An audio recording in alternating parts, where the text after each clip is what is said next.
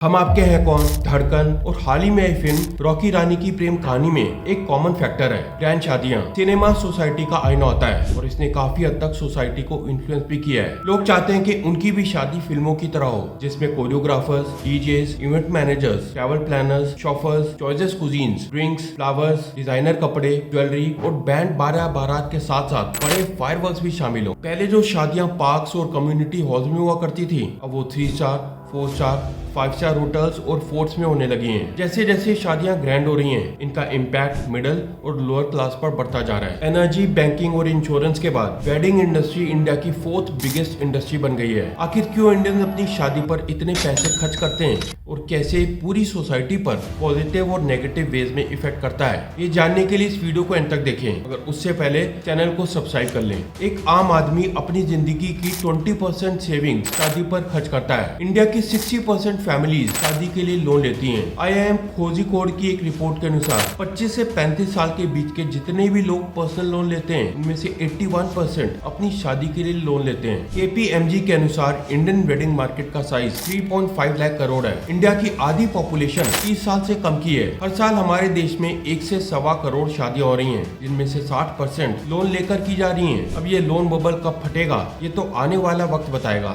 आज शादी के मायने बदल चुके हैं। Big fat, big budget, big crowd, फिरोजका, विकी कैट और दीपिका रणवीर जैसी वेडिंग्स आज न्यू नॉर्मल बन चुकी हैं। रणवीर सिंह और दीपिका पादुकोण की शादी का टोटल खर्चा था 77 करोड़, तो वहीं विराट कोहली और अनुष्का शर्मा की शादी का टोटल खर्चा था 100 करोड़। मगर ये सेलिब्रिटीज बिग फैट वेडिंग्स करते क्यों हैं? दरअसल सेलिब्रिटीज के लिए मार्केटिंग का, खुद को प्रमोट करने का तरीका होता है, क्योंकि जब भी किसी सेलिब्रिटी की शादी होती है, तब मीडिया का सारा फोकस वहाँ पर चला जाता है। हर जगह पर, चाहे सोशल मीडिया हो या फिर न्यूज, इन्हीं की चर्चा होती है। सेलिब्रिटीज की पब्लिसिटी हो जाती है। ये उनके लिए प्रॉफिटेबल बिजनेस है। विकी कौशल और कैटरीना कैफ की शादी के स्ट्रीमिंग राइट्स एक OTT प्लेटफॉर्म ने 80 करोड़ में खरीद लिए थे, जबकि शादी का खर्चा सिर्फ 4 करोड़ था। तो इस तरह से इन बिग फैट वेडिंग से सेलिब्रिटीज की पब्लिसिटी होती है, उनको प्रॉफिट होता है। तो वहीं दूसरी तरफ मीडिया एजेंसीज की TRP रेटिंग बढ़ती है। मगर इन दोनों के बीच में फंसता है बेचारा मिडिल क्लास, जो ऐसी वेडिंग्स को देखकर अपने एस्पिरेशंस को और ज्यादा बढ़ा लेता है और इस हद तक बढ़ाता है कि ऐसी शादी करने के लिए वो हाई इंटरेस्ट रेट पर लोन लेने से भी नहीं कतराता, जिसे चुकाने के लिए फिर उसे सालों साल लग जाते हैं। अगर हम इंडियन सिटीज में शादी के खर्चे की बात करें, तो टायर 1 सिटीज में एवरेज शादी का खर्चा आता है 50 से 80 लाख रुपए,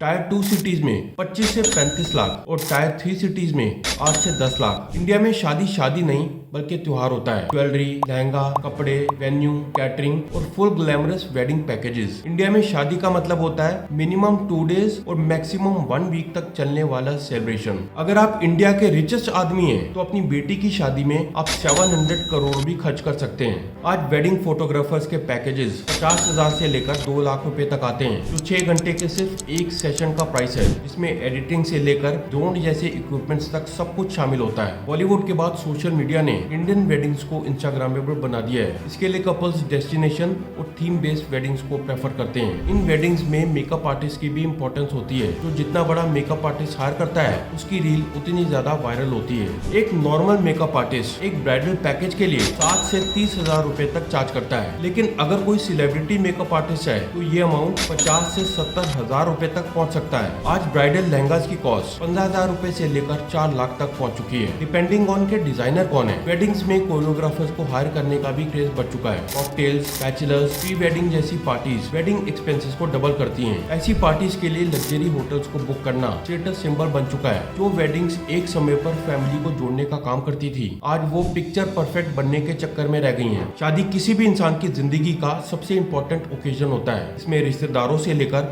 पहचान वालों तक सभी को इनवाइट किया जाता है। जितने दिनों का फंक्शन होता है, उतने दिन मेहमानों के खाने पीने और रहने की जिम्मेदारी होस्ट फैमिली की होती है। ये और बात है कि शादी वाले दिन जितने भी बाराती होते हैं, 200 से लेकर 1000 के बीच में, उनमें से आधों को तो शायद होस्ट फैमिली पहली बार देखती है। हर साल इंडिया में 60,000 करोड़ की वेडिंग ज्वेलरी खरीदी जाती है। 5,000 करोड़ के होटल रूम बुक होते हैं। आज वेडिंग इंडस्ट्री 3.75 लाख करोड़ की इकोनॉमी बन चुकी है, जिसमें कैटरिंग और venue 30%, gift 19%, decoration 14%, event planning 12%, logistics 9%, honeymoon 8%, photography और मेकअप लगभग 3% और इनवाइटीज 2% का शेयर कंट्रीब्यूट करते हैं। चलिए देखते हैं कि हमारे देश में इतनी महंगी शादियां करने का चलन कैसे शुरू हुआ। प्राचीन काल से ही हमारे समाज में शादियों का विशेष महत्व रहा है। हिंदू धर्म में शादी को गृहस्थ आश्रम की शुरुआत के तौर पर देखा जाता है, फिर चाहे वो सीता स्वयंवर हो या फिर इतिहास में राजा रानियों की शादियां। कई बार तो शादियां राज्यों के बीच में सुलह कराने का जरिया भी थी, मगर वक्त के साथ साथ शादियां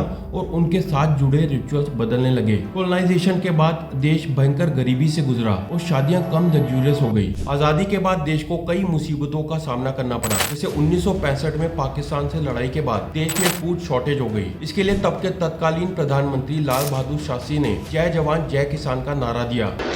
एक तो जय जवान का और दूसरा जय किसान का। फूड शॉर्टेज के लिए गाइडलाइन जारी की कि कोई भी फैमिली किसी फंक्शन में 25 से ज्यादा लोगों को खाना नहीं खिलाएगी। मगर 1960s में ग्रीन रेवोल्यूशन के बाद ये कल्चर बदलने लगा और फंक्शन में लोगों की संख्या भी बढ़ने लगी। 1991 के लिबरलाइजेशन के बाद वेडिंग्स में ग्रैंडनेस और कैपिटलाइजेशन का तड़का लगा। देश में एम्प्लॉयमेंट रेट बढ़ा, लोगों की सेविंग्स बढ़ी और लोग स्टेटस सिंबल के तौर पर शादियों पर ज्यादा पैसा खर्च करने लगे। मगर वक्त के साथ साथ इन शादियों का बजट और भी ज्यादा बढ़ने लगा। चलिए अब देखते हैं कि कैसे ये बिग फैट वेडिंग्स हमारी सोसाइटी पर पॉजिटिव और नेगेटिव इम्पैक्ट डालती हैं। पहले बात करते हैं पॉजिटिव इम्पैक्ट की। इन लेविश वेडिंग्स के चलते स्मॉल बिजनेसेस क्रिएट हो रहे हैं जो इस इंडस्ट्री को सपोर्ट करते हैं। वेडिंग इंडस्ट्री अनऑर्गेनाइज है, मगर फिर भी हर साल 25 से 30% से ग्रो कर रही है। इसमें कई लोगों को काम मिलता है, फिर चाहे वो फूल वाला हो, कैटर हो या फिर टेंट वाला। डेस्टिनेशन वेडिंग से तो टूरिज्म भी प्रमोट होता है। अब देखते हैं नेगेटिव इफेक्ट्स। इंडिया में आज भी 80 से 90% शादियां अरेंज होती हैं। ऐसे में लड़के वालों की बात तो माननी पड़ेगी, जैसे थिंकिंग की वजह से ब्राइड की फैमिली को वेडिंग की मैक्सिमम कॉस्ट बेयर करनी पड़ती है और सोसाइटी में लेविश वेडिंग का जो बेंचमार्क सेट है उसके आसपास की शादी तो करानी पड़ती है। अगर मान लीजिए कि लड़की का रिश्ता किसी बहुत ही ज्यादा रिच फैमिली से आ जाए तो लोन लेकर भी शादी करानी पड़ती है। इंडिया में लोगों को शादी के लिए पर्सनल और मैरिड लोन तक लेना पड़ता है। एक बहुत बड़ा नेगेटिव इफेक्ट है डाउरी। 1961 में हमारे देश में डाउरी बैन होने के बावजूद भी 2021 में 7000 डाउरी डेथ्स के केसेस रिपोर्ट हुए। सिटीज में आज भी डाउरी की डिमांड होती है। वेडिंग्स में ऑलमोस्ट 40% खाना वेस्ट होता है और वो भी ऐसे देश में जहाँ पर हंगर बहुत ज्यादा है। 14% इंडियंस अंडर नरिश्ड हैं और 35% बच्चे